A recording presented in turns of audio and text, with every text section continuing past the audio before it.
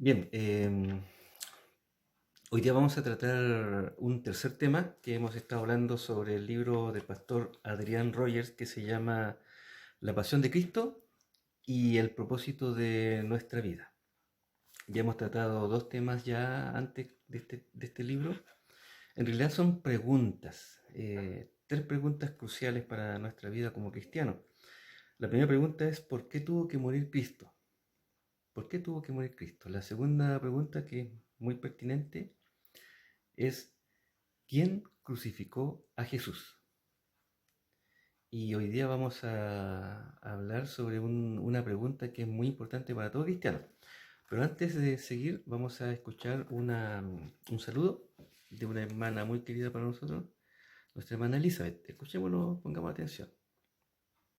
Ya. Buenos días, Señor. Bendiciones para cada uno de ustedes.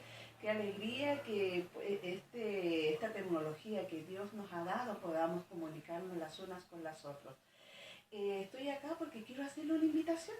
Quiero invitarle para que todos los domingos podamos continuar con nuestra lección que nuestro querido hermano Sergio él nos está entregando, que nos ayuda mucho a fortalecer nuestro espíritu, a alimentarnos, ya que en estos tiempos no necesitamos mucho. Así que hermanos, los invito a que cada domingo sigan las lecciones que le van a llenar su vida y va a traer muchas bendiciones a su casa.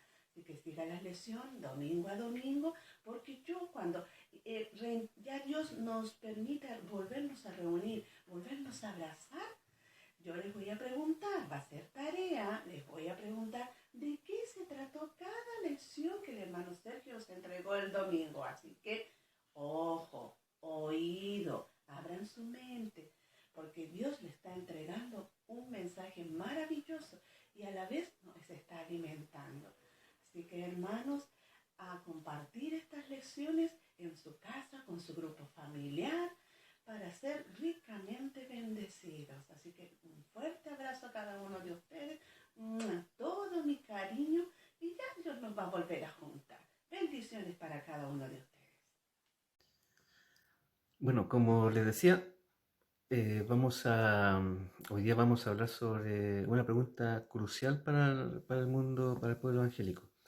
Yo en realidad no sé cuántos años tendrá usted en el Evangelio, si tiene 10, 20, 2 años, y si ante la pregunta que le hacen las personas con respecto a su creencia, su respuesta es sí, soy evangélico. Entonces esta pregunta es importantísima saber responderla en forma correcta. La pregunta que estamos hablando ahora es ¿qué es el Evangelio? ¿Cómo podríamos contestar a esa pregunta? Y estamos preguntando y procurando responder algunas interesantes interrogantes. Y esta es la tercera que estamos intentando de explicar. A nuestro entender, estas son las preguntas más importantes que debemos plantearnos porque están relacionadas con el destino eterno de todas las personas que han existido. Y por lo tanto necesitamos preguntarnos, ¿qué es el Evangelio? Es una pregunta importante porque la Biblia dice que todos los que creen en el Evangelio, ¿qué cosa? Serán salvos. Mientras que los que no creen en él serán condenados. O sea, digamos que es importantísimo el contestar bien esta pregunta. Eh, Hay una experiencia de un pastor que en realidad yo creo que esta experiencia se ha repetido vez tras vez a través de la historia de la iglesia. Este pastor estaba intentando determinar si una mujer que había venido a su iglesia era realmente salva o creyente o no. Entonces le preguntó, ¿usted es salva? Entonces ella le respondió, sí, le respondió. Le entregué mi corazón a Cristo y confío en que Él sanará mi matrimonio.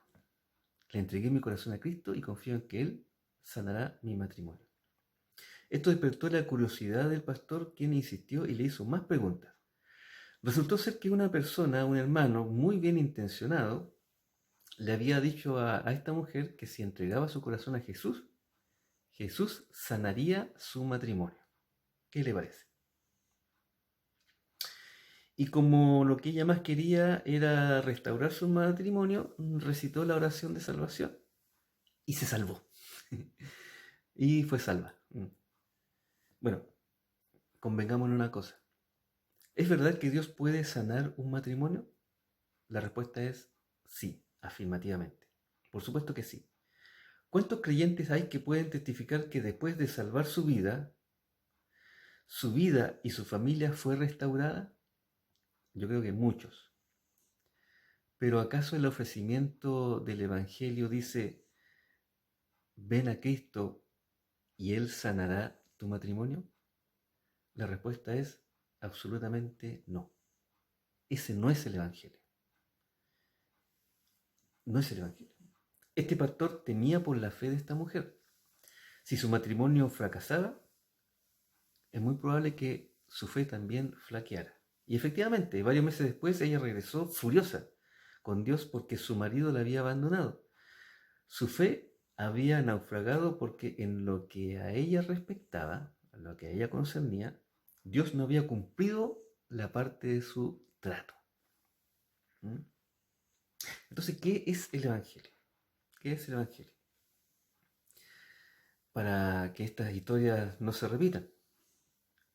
El Evangelio es sencillo y es simple. Es simple de decir. Si uno le pregunta a las personas que asisten regularmente a las iglesias, ya sea de Arica, de Chile o del mundo, el 95% de ellas no saben contestar esta simple pregunta. ¿Qué es el Evangelio? Y el Evangelio es algo muy sencillo. Está en 1 Corintios 15, versículo del 1 al 3. Aquí Pablo está escribiendo y dice, además os declaro, hermanos, el Evangelio que os he predicado, el cual también recibisteis, en el cual también perseveráis, por el cual asimismo, si retenéis la palabra que os he predicado, sois salvos. Vigílense la importancia del Evangelio. Si no creéis en vano. Porque primero les he enseñado lo que asimismo recibí. ¿Qué recibió él? Que Cristo murió por nuestros pecados, conforme a las Escrituras. Cristo murió por nuestros pecados conforme a las Escrituras. Y fue sepultado y que resucitó al tercer día conforme a las Escrituras. Ese es el Evangelio. Entonces, Pablo nos dice exactamente qué es. Y él dice que es lisa y llanamente la muerte, la sepultura y la resurrección de Cristo. Ese es el Evangelio. El Evangelio es muy buenas noticias. La palabra Evangelio significa literalmente buenas noticias. Eso es lo que significa cuando usted habla Evangelio, significa buenas noticias. ¿Qué son? La muerte, la sepultura y la resurrección de Jesucristo. Es la mejor noticia de que se tenga conocimiento este mundo. Y esa noticia vino de una tumba en las afueras de Jerusalén. Marcos 16:6, ¿qué dice? Ha resucitado, no está aquí. Recordemos que estamos tratando de celebrar, de acuerdo a nuestras posibilidades, sin reunirnos, solitos en nuestros hogares, la Semana Santa. Y esta Semana Santa, lo más importante de la Semana Santa es lo que ocurrió esa madrugada de Pascua de Resurrección, ese domingo en la mañana, cuando fueron estas mujeres y después los apóstoles, sobre todo Pedro, y descubrieron que había resucitado y no estaba aquí. Ahora bien, no puede haber una buena noticia si no existe la posibilidad de que haya mala noticia. Supongamos que un vecino nos llama un día al trabajo y dice, Sergio, tengo buenas noticias. Su casa no se está incendiando. ¿Qué le parece esa buena noticia? En vez de responder que bueno, ¿no es cierto? La mayoría de nosotros pensaríamos que es extraño que alguien nos llame porque piense que necesitamos conocer esa noticia en ese momento en particular. ¿Por qué me estará llamando que mi casa no se está incendiando? En sí no es una buena noticia. Pero una buena noticia no es una buena noticia si que existe la posibilidad de que haya una mala noticia. No, porque nuestra reacción sería frente a una llamada de este tipo sería completamente distinta si estuviéramos conduciendo en la carretera a 100 kilómetros de distancia de nuestra casa. o en pleno vuelo de un avión, o llegando a otra ciudad de nuestras vacaciones, ¿no es cierto? Y de repente nos acordamos que dejamos abierta la llave del gas de nuestra casa. ¿Es posible que diéramos un salto, ¿no es cierto?, en nuestro asiento? Hasta que el vecino, a quien llamamos previamente, fuera a verificar la casa y que nos llame y nos diga: Sergio, le tengo buena noticia. Su casa no se está incendiando. ¿Se fijan? Una buena noticia es buena noticia cuando existe la posibilidad de que haya una mala noticia. Esas sí que serían buenas noticias. Con esto queremos demostrar que las noticias solo se convierten o se consideran buenas si existe la posibilidad de que pudiera ser malas. Solo cuando concebimos la gravedad de las malas noticias es posible apreciar la magnitud de la buena noticia. Las malas noticias de nuestra condición que hacen que el Evangelio sean tan buenas noticias, las encontramos en el versículo 3 de nuestro texto principal. ¿Qué dice el versículo número 3? Porque primeramente os he enseñado lo que asimismo recibí, que Cristo murió por nuestro pecado conforme a las Escrituras. Esas son las buenas noticias. Cristo murió por nuestro pecado. ¿Por qué murió Cristo? Por nuestro pecado. ¿Por qué es buena noticia? Porque Él murió por nuestro pecado. A la gente no le gusta la idea del pecado. Veamos lo que dicen un grupo de personas. Por ejemplo, los evolucionistas. ¿Qué piensan con respecto al pecado? Dicen: no existe pecado. Lo que pasa es que necesitamos más tiempo para evolucionar y ser mejores. ¿Qué dicen los genetistas? No existe el pecado, dicen ellos. Lo que pasa es que nuestros genes nos impulsan a hacer lo malo. ¿Qué dicen los sociólogos con respecto al pecado? Ellos dicen: no, en realidad no existe el pecado. Lo que existe es la sociedad, el entorno social de esta persona, que lo impulsa a hacer lo malo. Pero si lo cambiamos de sociedad, lo colocamos en una sociedad mejor, ya no estará impulsado a hacer el mal. ¿Qué dice el profesor con respecto al pecado? En realidad el profesor dice: en realidad no existe el pecado, lo que falta es educación. Una persona con mejor educación no estaría propensa a hacer lo malo. Pero ¿saben qué? Estamos considerando un enfoque erróneo. No es las cosas que nos faltan. Por ejemplo, el evolucionista dice que nos falta más tiempo.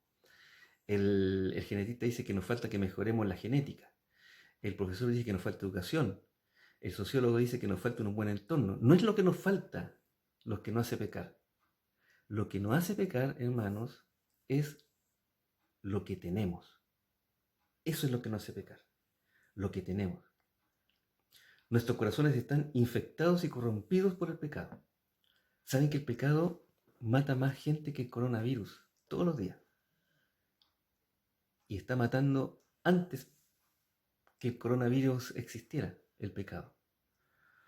Entonces, ¿qué es lo que hace el pecado? El pecado produce tres cosas, las 3D, que para memorizarnos, porque te pregunta la hermana Elisa. Las 3D. La primera D es la deuda.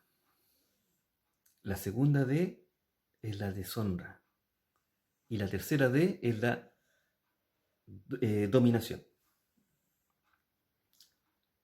Primero, deuda. Segundo, deshonra. Y tercero, dominación. Eso es lo que produce el pecado. Entonces, ¿qué deuda acarrea el pecado? Saben que el cielo nos ha demandado por daños y perjuicios. Hemos utilizado mal la intención de Dios para nosotros e incurrido en una deuda con el Dios Santo. El pecado también produce deshonra, porque el problema no está en lo que hemos hecho, sino en lo que somos.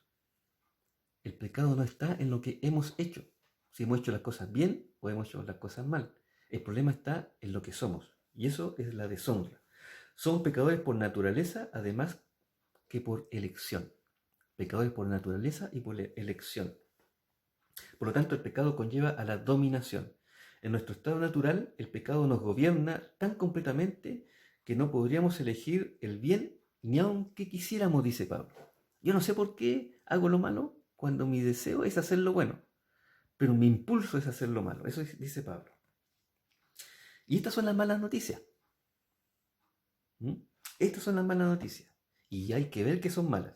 El pecado es tan malo que solo el Evangelio, o sea, las buenas noticias, y ninguna otra cosa tiene la respuesta para él.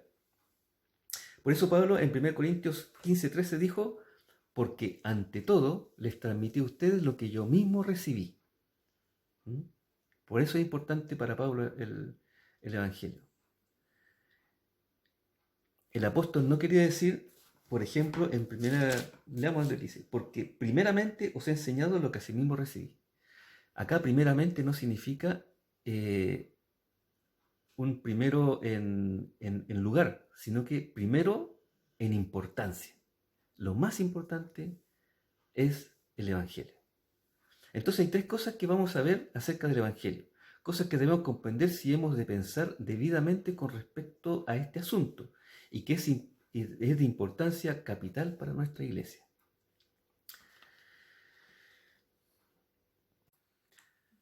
Bueno, Pablo declaró que el Evangelio es conforme a las Escrituras. Por lo menos 2 veces en este grupo de versículos del 1 al 4 dice el Evangelio es conforme a las Escrituras. Y yo le pregunto, ¿a qué Escritura se refería Pablo? Fíjense que se refería al Antiguo Testamento.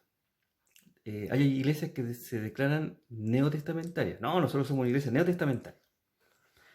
Pero esa expresión confunde. Porque yo digo, bueno, si ellos son neotestamentarios, bueno, entonces ¿qué hacen con el Antiguo Testamento? ¿Lo toman en cuenta o no lo toman en cuenta? Aquí cuando Pablo habla sobre el Evangelio, que es algo de vital importancia para los cristianos, él dice conforme a las Escrituras. Y cuando él habla conforme a las Escrituras, él habla del Antiguo Testamento. Es decir, el Evangelio está anunciado en el Antiguo Testamento. Y también no solamente fue anunciado en el Nuevo Testamento, sino que fue completado en el Nuevo Testamento. El Nuevo Testamento no puede existir sin el Antiguo Testamento. Ni el Antiguo Testamento está incompleto sin el Nuevo Testamento. Por lo tanto, nosotros como Iglesia Bautista no somos ni neotestamentarios ni solamente del Antiguo Testamento, somos bíblicos. Consideramos todas las escrituras del Antiguo y del Nuevo Testamento. No puede haber un Nuevo Testamento sin un Antiguo Testamento. Y un Antiguo Testamento sin el Nuevo Testamento está incompleto. Entonces Pablo declaró que el Evangelio es conforme a las Escrituras. Y una vez más se nos recuerda que el Evangelio no es una idea de última hora de Dios. Algo así, bueno, el hombre pecó, ¿qué vamos a hacer ahora? Juntémonos, buscamos una solución. No, porque el Antiguo Testamento ya estaba profetizado. El primer versículo que habla sobre el Evangelio es Génesis 3:15. ¿Ya? En el Génesis 3:15 ya se anuncia el Mesías, se anuncia el Salvador. Entonces hemos visto que el Evangelio son las buenas noticias acerca de la muerte, sepultura y resurrección de Cristo. Y vamos a profundizar esto mientras procuramos responder la pregunta, ¿qué es el Evangelio? Una de las principales discrepancias planteadas por quienes no creen en el Evangelio es la muerte de Jesús. Es la muerte de Jesús. Y que no era necesaria para pagar el pecado, ellos decían. Estos críticos sostienen que Él murió simplemente para darnos ejemplos, un ejemplo para nosotros, para mostrarnos cómo se debe morir. Bueno, a nosotros en cambio nos interesa, qué dice la Biblia con respecto a la muerte. Entonces veamos 3 cosas que tienen que ver con el pecado. Primero es la deuda, después es la deshonra y después es la dominación. El pecado conlleva 3 cosas, las 3D: deuda, deshonra y dominación. Acuérdense siempre. Vamos a ver primero la deuda. ¿Qué pasa con la deuda? Fíjense que la muerte de Jesús pagó la deuda del pecado. Según la palabra de Dios, el pecado exige la pena de muerte, porque la paga del pecado es muerte. Romanos 6:23. Ezequiel también dice algo parecido. Dice, porque el que peque merece la muerte. Y la pregunta es, ¿usted ha pecado? Yo creo que la respuesta es sí. Bueno, ¿qué merece? La muerte. Y ahí viene la buena noticia, pues, hermano. La buena noticia es que Dios pagó su deuda. Usted ya no tiene deuda si aceptó a Cristo como su Señor y Salvador. Eso dígale a su discípulo. La deuda del pecado está pagada. Alguien tiene que morir para pagar por el pecado. Y hemos de confiar en que la muerte de Jesús pagó el precio de nuestro pecado y por lo contrario, pagaremos por ellos nosotros mismos con el sufrimiento de la muerte eterna en el infierno si no aceptamos este pago que Jesús hizo. La muerte de Jesús fue necesaria para saldar la deuda que por nuestro pecado incurrimos con Dios. En el versículo 3 de nuestro texto leemos otra vez, Cristo murió por nuestro pecado. ¿Por qué murió Cristo? Por nuestro pecado. Salvo la sangre de Jesús, no hay nada que pueda borrar nuestros pecados. Nada. Entonces esa es la deuda. Ahora, ¿qué pasa con la deshonra? La sepultura de Jesús acabó con la deshonra del pecado. La muerte de Jesús acabó con la deuda del pecado. La sepultura de Jesús acabó con la deshonra del pecado. La mayoría de los cristianos creen y entienden que la muerte de Jesús en la cruz fue el pago por nuestro pecado. Pero para muchas personas se preguntan, bueno, entonces, ¿por qué Pablo incluyó la sepultura? ¿Qué tiene que ver la sepultura en el Evangelio? La muerte la entiendo, la resurrección la entiendo, pero ¿y la sepultura? ¿Qué papel juega en el Evangelio? Ahora, bueno, en parte fue para que nosotros supiéramos que Jesús realmente había muerto. Una persona no puede ser sepultada viva. Eso en ninguna sociedad se hace. Pero hay gente que sí piensa que Jesús no murió en la cruz, sino que estando en la cruz sufrió una especie de desvanecimiento. Se desvaneció, ¿no es cierto? Y una vez que lo sepultaron, él estaba desvanecido, no estaba muerto, y con el frío de la tumba recobró las fuerzas, ¿no es cierto? Recobró la fuerza de estar 6 horas crucificado, colgado, ¿no es cierto? Recuperó la fuerza una vez que el romano le enterró la lanza por el costado y la sangre fluía. Recuperó la fuerza después de haber sido azotado. Recuperó la fuerza a tal punto que pudo mover una piedra de 1,5 toneladas y pasar entre medio, ¿no es cierto?, de un contingente romano. Hay gente que piensa que Jesús en realidad no murió en la cruz. Imagínense la explicación que se da. Estos críticos dicen que Jesús fingió su muerte y que los discípulos, a sabiendas, callaron, ¿no es cierto? Sabían que Jesús no había resucitado. Imagínense la falsedad de esta cosa. Los discípulos se enteraron que Jesús no había muerto, pero siguieron con la falsa idea de que Jesús había resucitado. ¿Cuál es el problema? Que los discípulos estuvieron dispuestos a morir por esto. ¿Saben por qué estuvieron dispuestos a morir los discípulos por Jesús? Porque ellos sabían en un 100% que Jesús había resucitado y que no era una mentira la resurrección de Jesús. Los discípulos murieron sabiendo que era verdad. Es cierto, hay gente que puede morir por una mentira. Hay mucha gente que muere por mentira. Es las personas del Medio Oriente, ¿no es cierto?, que le lavan el cerebro y que se inmolan haciéndose explotar. Ellos le meten mentira en la cabeza. Pero ¿cuál es el problema? Que ellos no saben que están muriendo por una falsedad. Ellos piensan que es una verdad.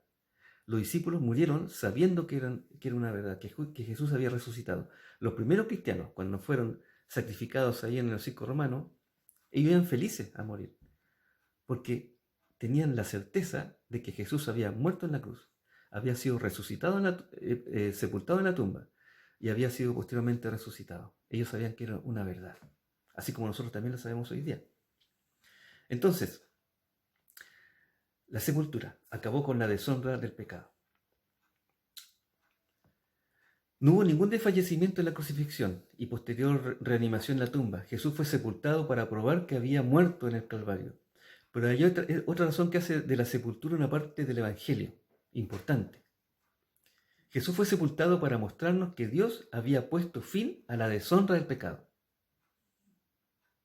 El pecado fue sepultado junto con Jesús. El pecado fue sepultado junto con Jesús. Su pecado fue sepultado junto con Jesús. Así como el cuerpo humano sin pecado de Jesús fue enterrado en la tumba, nuestra vieja naturaleza pecadora fue sepultada con él. Esto es lo que ilustró Pablo en Romanos 6, del 3 al 4, cuando dijo: mediante el bautismo fuimos sepultados con él en su muerte. Esto no significa que el bautismo no salve. El bautismo salva entonces. No, el bautismo no salva. El bautismo es un símbolo, es una figura de nuestra sepultura con Cristo. El bautismo es un símbolo o una figura de nuestra sepultura con Cristo. Cuando un cuerpo sin vida es sepultado, la deshonra queda enterrada en el cuerpo. Cuando usted se bautizó, cuando usted estaba parado en medio del agua, usted está simbolizando la muerte de Jesús. Cuando usted fue sumergido en el agua completamente, usted está simbolizando la sepultura de Jesús. Y cuando usted fue retirado del agua, puesto en pie nuevamente, usted lo que está simbolizando es la resurrección de Cristo. Cuando usted se bautiza, está simbolizando el Evangelio. Entonces ya tenemos dos cosas: la deuda, la deshonra, y ahora nos falta la dominación del pecado. La resurrección de Jesús acabó con la dominación del pecado.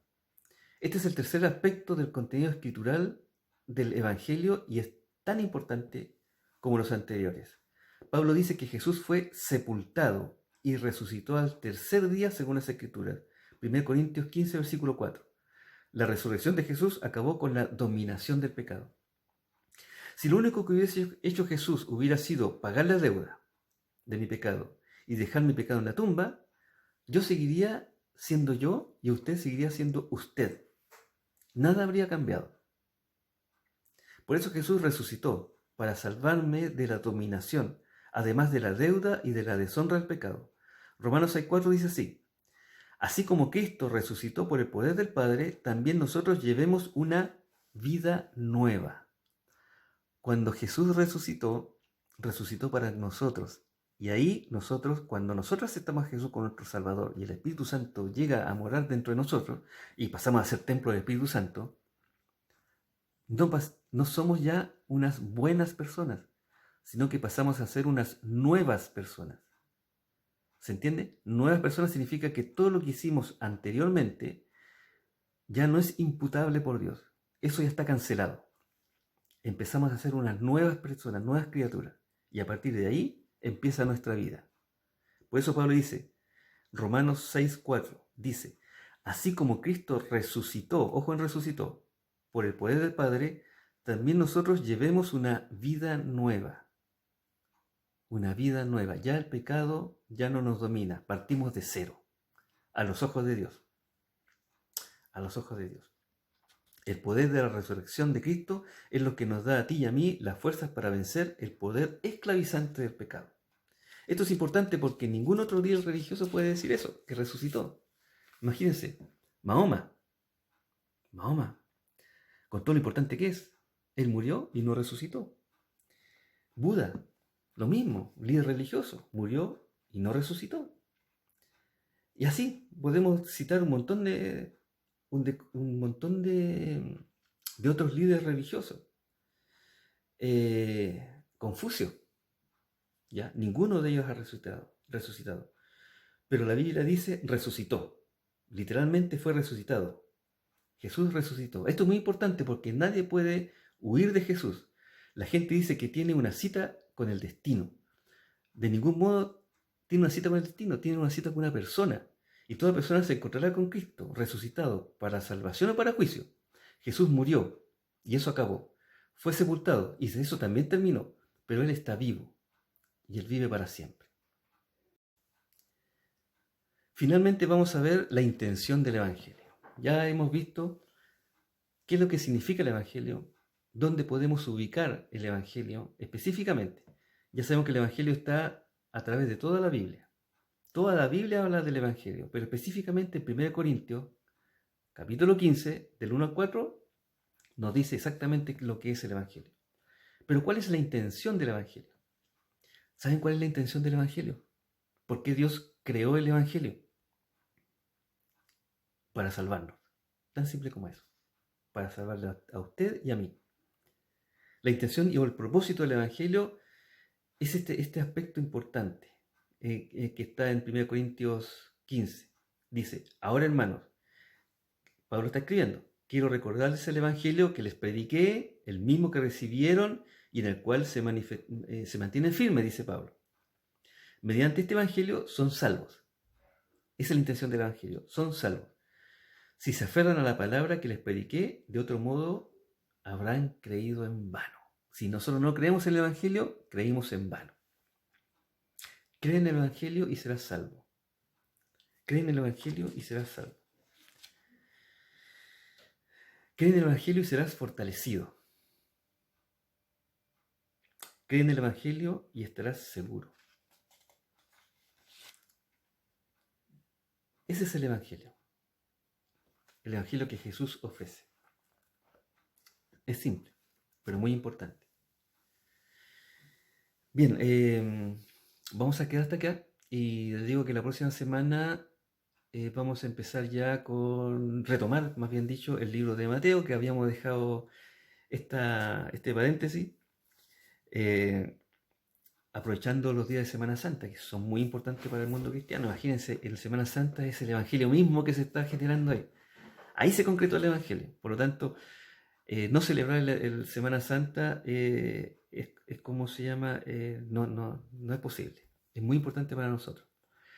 Y vamos a continuar con el libro de Mateo, con el Evangelio de Mateo, en donde vamos a aprender muchas cosas, Dios nos va a enseñar. Y al despedirnos vamos a escuchar a un matrimonio que nos compartió un hermoso cántico.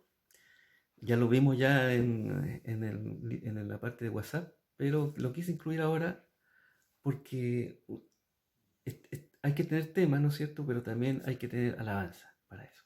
¿Ya? Que Dios los bendiga, hermano, y nos estamos viendo en una próxima oportunidad. Que estén muy bien.